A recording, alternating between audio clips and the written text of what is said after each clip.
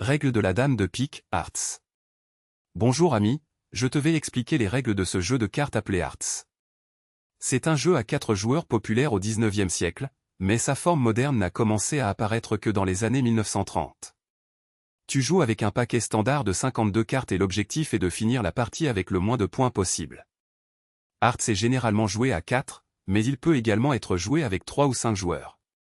Tout d'abord, il faut un paquet de 52 cartes classiques, une table et des chaises pour les joueurs, et un papier et un crayon pour le décompte des points.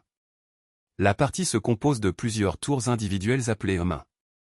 Au début de chaque main, toutes les cartes sont réparties à chaque joueur et il s'ensuit un décompte de points avant de commencer la main. 1. Tirage des cartes, chaque joueur tire 13 cartes. 2. Passage des cartes, lors de la première main, chaque joueur passe 3 cartes à gauche, puis vers la droite, et enfin vers le joueur qui lui est opposé. Pour chaque main suivante, le passage se fait dans le sens inverse de celui précédent. 3. Premier tour, mise en jeu, le joueur détenant la 2 de carreau doit lancer cette carte pour commencer la première manche.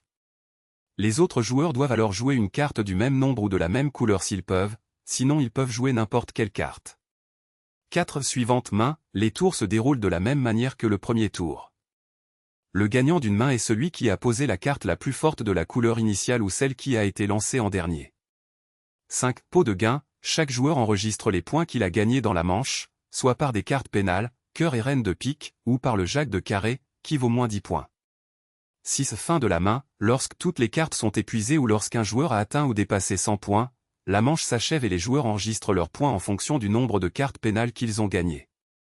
7. Décompte des points, pour chaque manche, les joueurs additionnent les points qu'ils ont gagnés à leur compteur global. 8. Passage à la prochaine main, une fois que tous les points sont enregistrés, les joueurs récupèrent leurs cartes et commencent une nouvelle main. À la fin d'une série de mains, le gagnant est celui qui a engrangé le moins de points pendant toute la partie. Il existe plusieurs variantes de ce jeu, comme Rickety Kate, version australienne, Omnibus Hearts, Black Maria, Dynasty Fix, Dirty Nasty Filthy Hearts, etc. Chaque variante a ses propres règles et stratégies spécifiques.